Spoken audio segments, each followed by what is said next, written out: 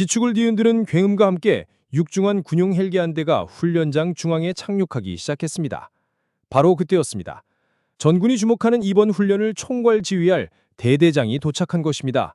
저 여자는 이진우 그 자식 면회왔던 그 물장사는 대체 이들에겐 무슨 일이 있었던 걸까요? 모든 것은 한 달 전 한 여인의 평범한 면회로부터 시작됩니다. 안녕하세요. 당신의 이웃 김씨 이야기입니다. 본격적인 이야기에 앞서 화면 아래 구독, 좋아요로 결국 옳은 것이 이긴다는 믿음에 힘을 실어주십시오. 그리고 댓글로 오늘 이야기의 주인공에게 해주고 싶은 인생의 조언 한마디를 남겨주시면 그 지혜가 모여 더 나은 세상을 만드는 밑거름이 될 것입니다. 그럼 오늘의 이야기 시작하겠습니다. 모든 사건의 배경에는 뼛속까지 군인인 남자 이진우 중위가 있었습니다. 육군사관학교를 수석으로 졸업한 그는 FM 그 자체이자 살아있는 교본과도 같은 인물이었습니다. 그의 지휘 아래 소대원들은 단 한 건의 안전사고 없이 가장 우수한 훈련 성과를 냈고 특히 그의 전술적 판단은 선배 장교들조차 혀를 내두를 정도로 날카로웠습니다. 얼마 전 있었던 가상의 적 고지 점령 훈련. 대부분의 지휘관들이 교범에 따라 중앙 돌파를 외칠 때 이진우 중위는 홀로 험준한 절벽을 통한 야간 우회 침투를 주장했습니다. 모두가 무모하다고 말렸지만 그는 침착하게 지형과 기상, 병력의 피로도까지 계산한 완벽한 브리핑으로 지휘부를 설득했죠. 결과는 대성공. 그의 소대는 단 한 명의 부상자 없이 가상 적의 지휘부를 초토화시키며 훈련을 승리로 이끌었습니다. 후배들은 그를 젊은 거장이라 부르며 따랐고 동기들은 그의 통찰력에 감탄했습니다. 하지만 그 찬사가 향하는 이진우 중위를 연병대 한쪽에서 불쾌한 표정으로 지켜보는 두 개의 그림자가 있었습니다. 바로 군수과장 박소령과 행정보급관 허원사였습니다. 박소령은 입술을 비죽거리며 중얼거렸습니다. 잘난 척은 혼자 다 하는군. 저러다 언젠가 제 꾀에 제가 넘어갈 날이 올 거야. 박소령과 허원사는 부대의 암적인 존재였습니다. 그들은 매달 교체되는 타이어나 엔진 오일과 같은 차량 부속품의 수량을 부풀려 보고하고 새 것처럼 위장한 폐품을 장부에 올린 뒤 새 제품을 암시장에 빼돌려 막대한 이익을 챙기고 있었습니다. 창고 깊숙한 곳에는 그들이 빼돌린 군용 유류가 드럼통째로 쌓여 있었고 그들의 개인 계좌에는 검은 돈이 차곡차곡 쌓여가고 있었죠. 이진우 중위는 몇 번이고 소대 차량들의 상태가 좋지 않습니다. 타이어 마모가 심각해 훈련 중 사고 위험이 있습니다. 부속품 교체를 제가 해주십시오. 라며 정식으로 건의했지만 박소령은 늘 서류를 책상에 탁 내던지며 쏘아붙였습니다. 이중위, 나라가 지금 돈이 썩어 나는 줄 알아. 자네 소대만 유별나게 구는 이유가 뭐야? 물자를 아껴 쓸 생각을 해야지 맨날 바꿔달라고만 하면 어떡하나? 정작 박소령의 관용차는 언제나 최고급 상성류로 관리되고 타이어는 닳기도 전에 새 것으로 교체되고 있다는 사실을 아는 사람은 많지 않았습니다. 이진우 중위는 그들의 비리를 어렴풋이 짐작하고 있었지만 물증이 없는 상태에서 섣불리 덤벼들 수는 없었습니다. 그저 묵묵히 자신의 임무를 수행하며 때를 기다릴 뿐이었죠. 하루 일과를 마친 늦은 밤, 이진우 중위는 생활관 한쪽 구석에서 연인인 김소연 씨와 통화를 하며 유일한 위안을 얻곤 했습니다. 소연아, 나야. 오늘 하루도 힘들었지?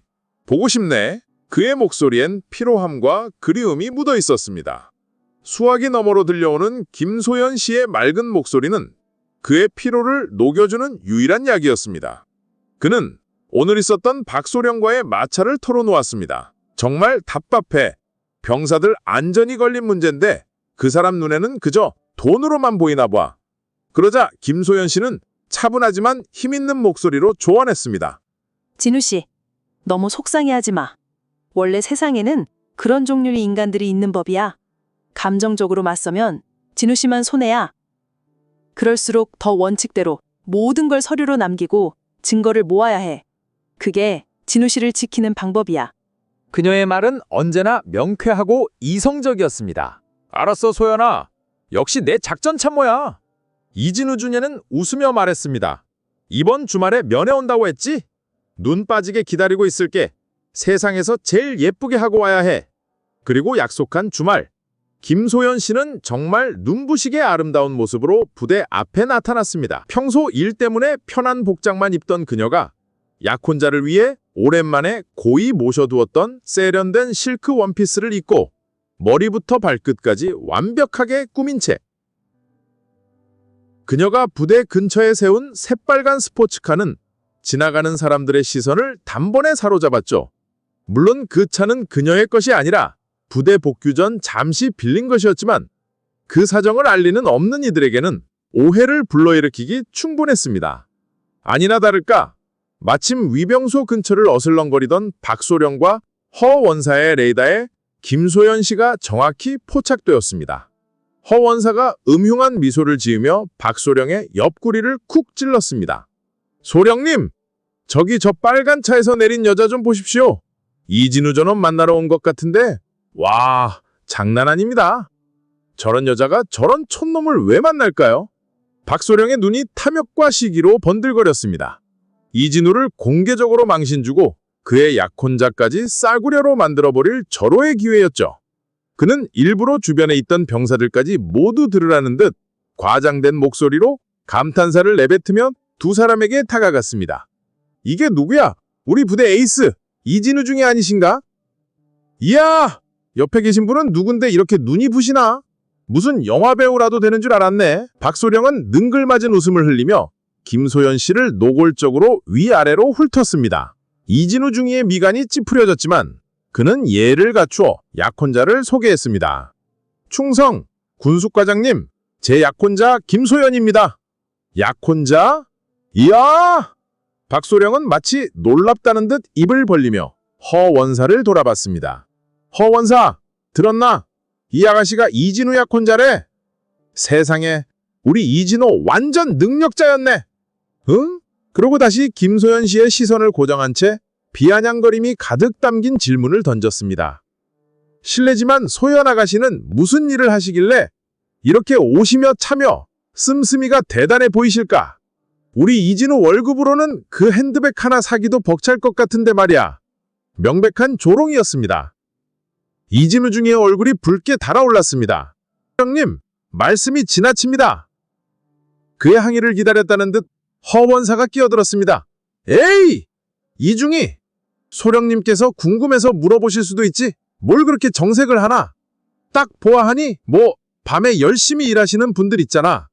사람들이 편하게 술 마시고 즐겁게 놀 수 있도록 봉사하시는 그런 좋은 일 하시는 분 같은데 맞죠? 물장사. 그 단어가 여러 병사들 앞에서 공개적으로 터져나왔습니다. 이진우 중에 눈에 불꽃이 튀었습니다. 주먹이 절로 꽉 쥐어졌습니다. 지금 뭐라고 하셨습니까? 당장 그 말 취소하고 제 약혼자에게 사과하십시오. 하지만 박소령은 오히려 이진우 중의 얼굴도 톡톡 치며 비웃었습니다. 에헤, 이 사람 성격하고는 농담인데 뭘 그렇게 발끈하나? 혹시 내가 전곡을 찔렀나? 그래서 이렇게 화를 내는 거야? 그 순간 조용히 모든 것을 듣고만 있던 김소연 씨가 처음으로 입을 열었습니다.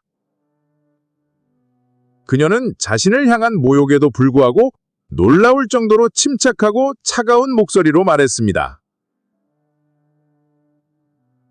두 분 성함과 계급이 어떻게 되시죠? 박소령과 허원사는 순간 당황했지만 이내 건방지다는 듯이 피식 웃었습니다. 어쭈 이 아가씨 봐라. 우리가 누군지 알아서 뭐하게. 어디다 따지기라도 하려고? 여긴 군대야, 아가씨. 네가 알던 그런 세상이 아니라고. 김소연 씨는 더 이상 아무 말도 하지 않았습니다.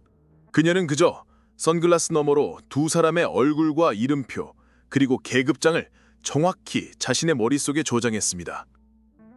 분노나 슬픔이 아닌 마치 적의 정보를 수집하는 듯한 냉철한 눈빛. 하지만 술에 취해 먹잇감을 발견한 하이에나 같았던 두 사람은 눈앞의 상대가 사실은 최상위 포식자라는 사실을 전혀 깨닫지 못하고 있었습니다. 그날의 면회는 악몽이었습니다. 이진우 중위는 숙소로 돌아와 차가운 벽에 주먹을 내리쳤습니다. 뼈가 울리는 고통보다 사랑하는 약혼녀의 얼굴에 씻을 수 없는 상처를 줬다는 죄책감과 제 자신에 대한 무력감이 그의 심장을 더욱 아프게 찔렀습니다. 수학이 넘어 들려오는 김소연 씨의 목소리는 애써 담담했지만 그는 그 목소리 끝에 매달린 미세한 떨림을 느낄 수 있었습니다. 진우 씨, 난 괜찮아. 정말이야. 그런 종류의 인간들에게 내 감정을 낭비하고 싶지 않아. 그녀는 오히려 그를 위로했습니다. 하지만 약속해줘. 절대로 감정적으로 행동하지 않겠다고. 저들은 당신이 이성을 잃고 달려들기를 바라고 있을 거야. 그들의 의도대로 움직여서는 안 돼. 그녀의 말은 언제나처럼 이성적이었지만 이진우 중위는 결심했습니다. 이것은 더 이상 군 내부의 비리 문제가 아니었습니다. 자신의 명예와 한 여인의 인생을 지키기 위한 싸움이었습니다. 그는 차갑게 이성을 되찾고 조용히 칼을 갈기 시작했습니다.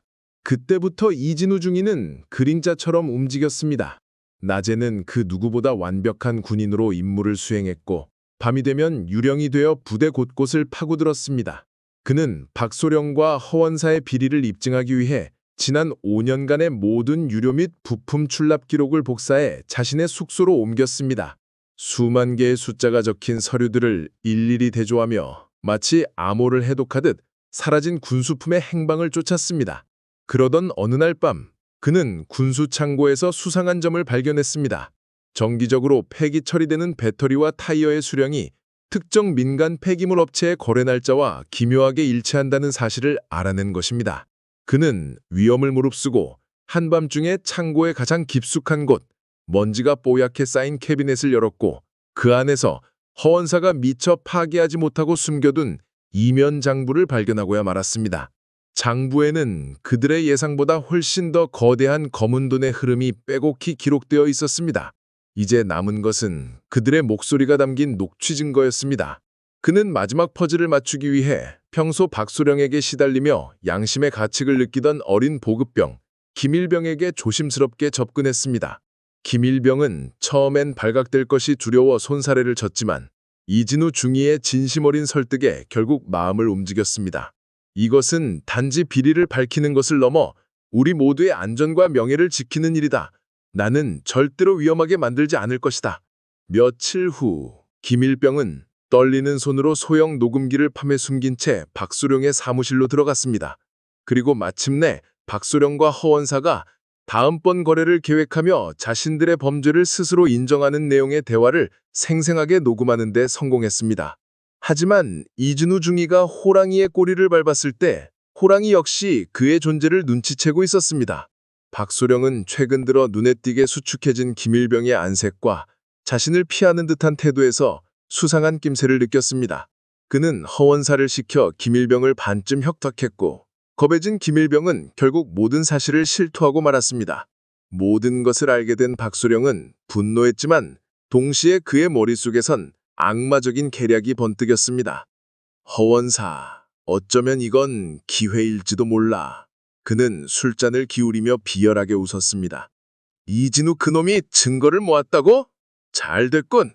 그 증거가 바로 그놈의 목을 조르는 칼이 되게 만들어주지. 그들은 이진우 중위가 모았을 모든 증거 목록을 역으로 이용해 치밀한 조작에 들어갔습니다.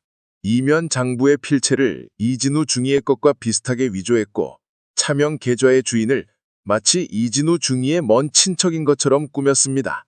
활용점증은 바로 김소연 씨였습니다. 그들은 인터넷에서 김소연 씨의 사진을 찾아내 유흥업소 마담이라는 가짜 신상 정보와 함께 위조된 계약서를 만들었습니다. 군수품 납품 독점 계약서. 그럴듯한 이름의 서류에는 이진우 중위가 군수품을 빼돌려 김소연 씨의 업소에 상납한다는 터무니없는 내용이 담겨 있었습니다. 그들이 면회실에서 그녀를 모욕했던 사건은 두 사람의 부적절한 관계를 의심할 만한 중요한 정황으로 보고서에 첨부됐습니다.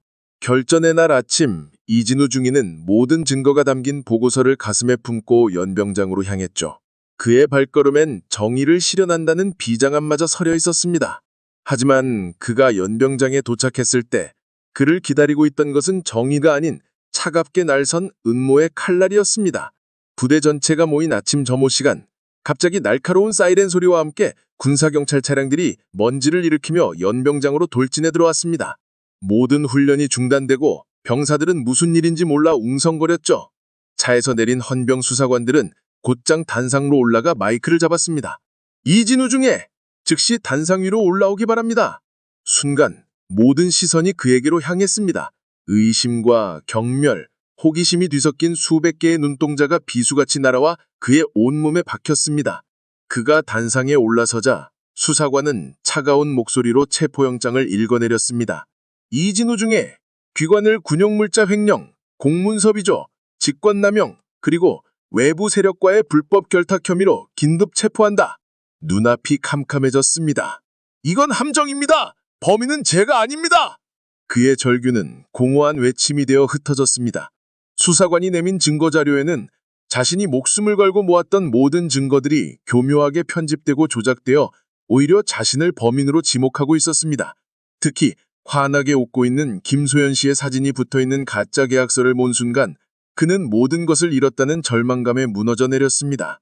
그의 양팔에 수감이 채워졌습니다. 그가 아끼던 소대원들은 고개를 숙였고 동료들은 외면했습니다. 저 멀리 도열해 있던 박소령과 허원사는 마치 나라를 걱정하는 충신처럼 비통한 표정을 지어 보이고 있었습니다. 그 위선적인 가면 뒤에 숨겨진 가혹한 미소를 그는 잊을 수 없었습니다. 차가운 헌병 차량에 구겨지듯 태워지며 그는 창밖으로 자신이 평생을 바쳐 지키고자 했던 군대의 모습을 바라보았습니다. 이제 그는 존경받던 장교가 아니었습니다. 약혼녀를 끌어들여 나라에 해를 끼친 가장 치욕스러운 죄인이 되어 있었습니다. 칠흑 같은 어둠 속으로 그의 모든 명예와 미래가 속절없이 추락하고 있었습니다. 이진우 중위의 세상은 빛을 잃고 모든 것이 무너져 내렸습니다. 차가운 쇠창살이 박힌 군사교도소의 독방, 그곳에서 그는 완벽하게 고립되었습니다. 헌병 수사관들의 강압적인 조사는 매일같이 이어졌고 그들이 내미는 증거들은 모두 그가 꾸민 짓이라며 목을 조여왔습니다. 그는 필사적으로 결백을 주장했지만 아무도 그의 말을 믿어주지 않았습니다. 오히려 반성에 기미 없는 파렴치한이라는 낙인만 더욱 선명하게 찍힐 뿐이었죠. 무엇보다 그를 괴롭게 한 것은 이 사건의 약혼녀 김소연 씨의 이름이 오르내린다는 사실이었습니다. 그는 수사관들에게 제발 그녀 말은 이 사건에서 빼달라고 애원했지만 수사관들은 이미 공범 혐의로 소환 조사를 앞두고 있다는 말로 그의 가슴에 대못을 박았습니다.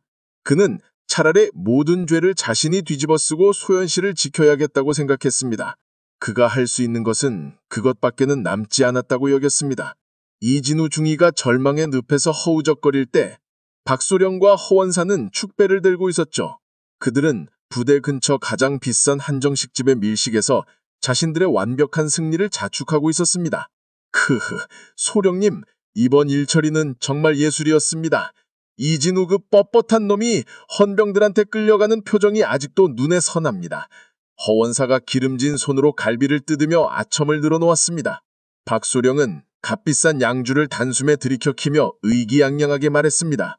허원사, 봤나? 이게 바로 세상 사는 지혜라는 거야. 정의? 성실? 그런 건 책에나 있는 소리고 진짜 힘은 판을 짜고 진실을 만드는 능력에서 나오는 거라고. 이제 우리 앞길을 막을 놈은 아무도 없네. 그들은 이진우라는 눈엣가시를 제거한 것을 넘어 그의 추락을 본보기 삼아 부대 전체를 공포에 휘잡았습니다. 이제 그들의 비리는 더욱 담대하고 노골적으로 변해갔습니다. 마치 자신들이 이 부대의 왕이라도 된 것처럼 거침없이 폭주하기 시작했습니다. 그러던 어느 날 오후 부대 전체에 비상경보가 울렸습니다. 북한의 도발도 실제 비상 상황도 아니었습니다. 국방부로부터 A급 기밀봉인이 찍힌 전문이 하달되었고 모든 지휘관은 즉시 회의실로 소집되었습니다. 회의실의 공기는 얼음장처럼 차가웠습니다. 사단장이 직접 주관하는 회의. 그는 침통한 표정으로 입을 열었습니다. 제군들, 지금부터 국방부 직속명령을 하달한다. 일주일 후 우리 부대를 포함한 3개 사단은 전군이 주목하는 대규모 한미연합통합훈련을 실시한다. 장내에 긴장감이 감돌았습니다. 단순한 연례훈련이 아니었습니다. 전례 없는 규모, 상상조차 하지 못했던 최첨단 장비들이 동원되는 사실상의 준전시 상태 훈련이었습니다. 박소령은 속으로 쾌재를 불렀습니다. 훈련이 커질수록 군수품 소요도 늘어나는 법이지. 한몫 단단히 챙길 기회가 왔구나. 하지만 사단장의 다음 말이 그의 아니란 생각을 산산조각 냈습니다. 그리고 이번 훈련의 모든 과정은 국방부에서 파견되는 특별지휘통제단이 총괄한다. 통제단은 특수전사령부 최정예 블랙맘바 특임대대다. 블랙맘바, 그 이름이 나오는 순간 회의실에 있던 몇몇 베테랑 장교들의 얼굴이 하얗게 질렸습니다.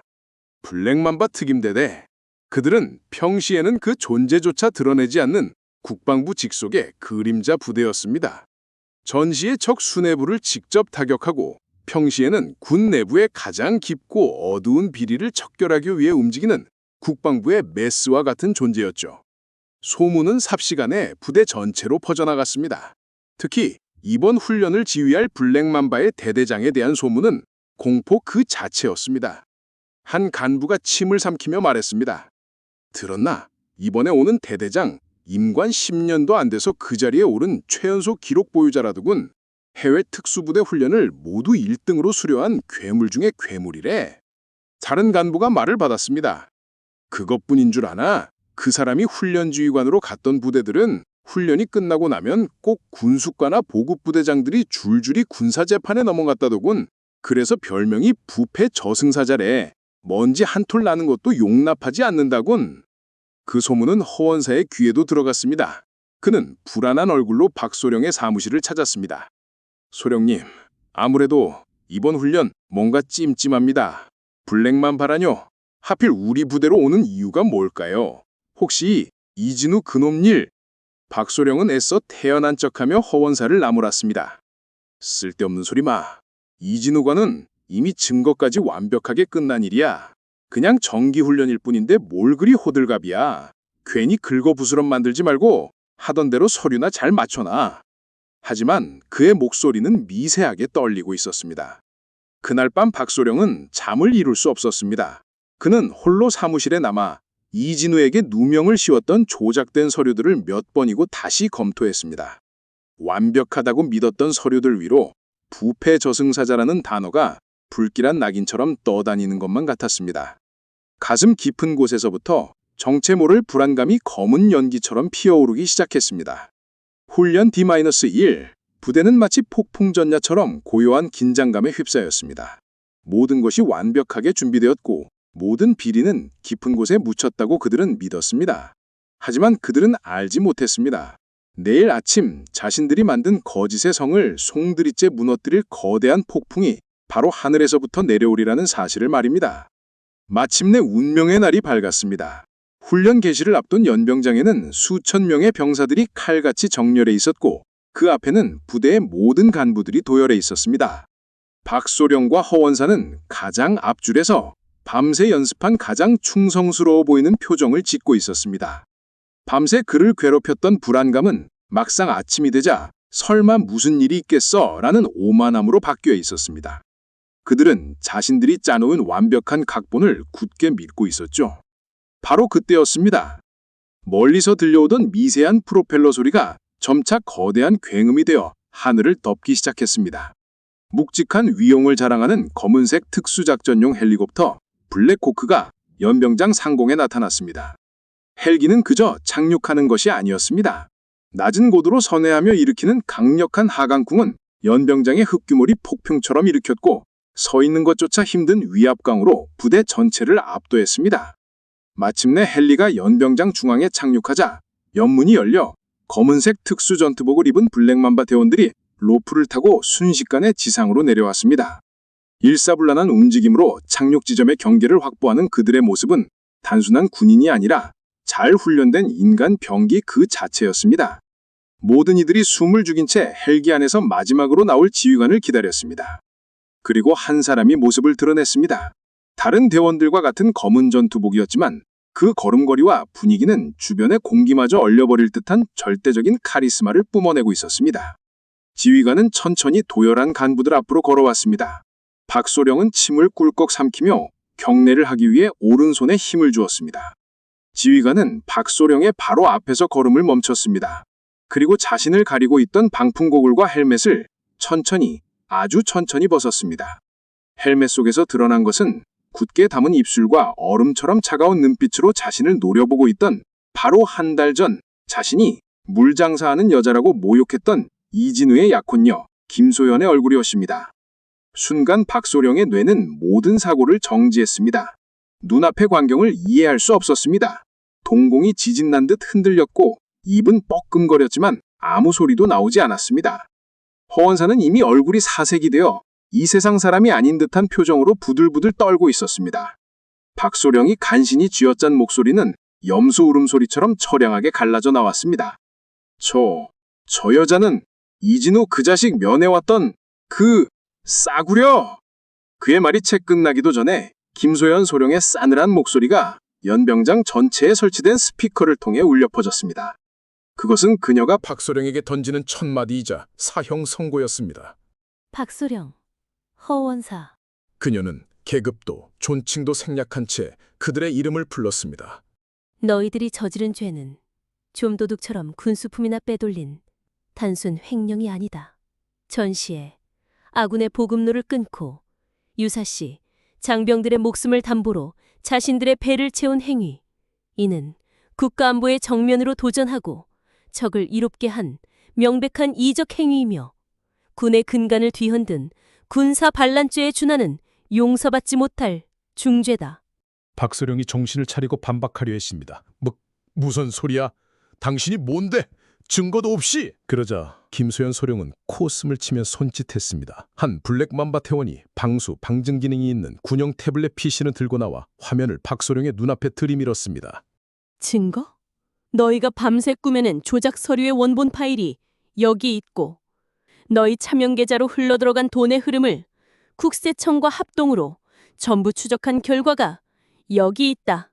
그리고 너희가 이진우 중이에게 죄를 뒤집어 씌우기 위해 한 민간인의 사진을 도용하고 그녀의 명예를 훼손하며 위조 서류를 만든 모든 과정 또한 너희를 돕던 그 비리업체 대표의 자백으로 확보했다.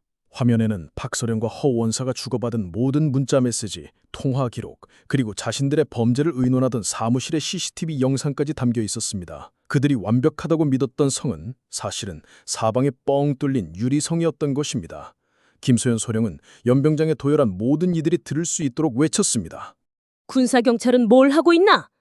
국가 반역죄에 준하는 이적 행위를 저지른 현행범들을 당장 체포하라! 그제야 상황을 파악한 헌병들이 달려들어 이미 넋이 나가 다리에 힘이 풀려버린 박소령과 허원사의 팔을 꺾고 수갑을 채웠습니다. 그들은 억울합니다, 함정입니다 라고 외쳤지만 그 외침은 한 달 전 이진우 중위가 외쳤던 절규의 초라한 메아리에 불과했습니다. 비리 주동자들이 무력하게 끌려나가는 바로 그때 연병장 한쪽으로 낯익은 군용 차량 한 대가 멈춰섰습니다. 차에서 내린 것은 수척해졌지만 조금도 꺾이지 않은 꼿꼿한 눈빛의 이진우 중위였습니다. 김소연 소령은 이번 작전을 개시하기 직전 국방부 장관에게 직접 보고하여 그의 무고를 입증하고 석방 명령을 받아냈던 것입니다. 부대 지휘관이 황급히 이진우 중위에게 다가가 그의 손을 잡고 고개를 숙였습니다. 이중위, 정말 미안하네. 자네 같은 인재를 알아보지 못하고 부하를 지켜주지 못한 나를 용서하게. 부대 전체가 보는 앞에서 그의 모든 명예는 완벽하게 회복되었습니다. 모든 상황이 정리된 후 김소연 소령은 이진우 중위에게 다가갔습니다. 냉철한 지휘관의 얼굴은 온데간데 없고 그저 사랑하는 사람을 걱정하는 한 여인의 얼굴만이 남아있었습니다. 이진우 중위가 떨리는 목소리로 말했습니다. 소연아, 대체 어떻게... 김소연 소령이 그의 손을 따뜻하게 잡아주며 미소 지었습니다. 말했잖아. 저런 인간들한테 감정 낭비하지 말라고. 감정 대신 팩트로, 증거로, 그리고 법으로 갚아주는 게 내 방식이야.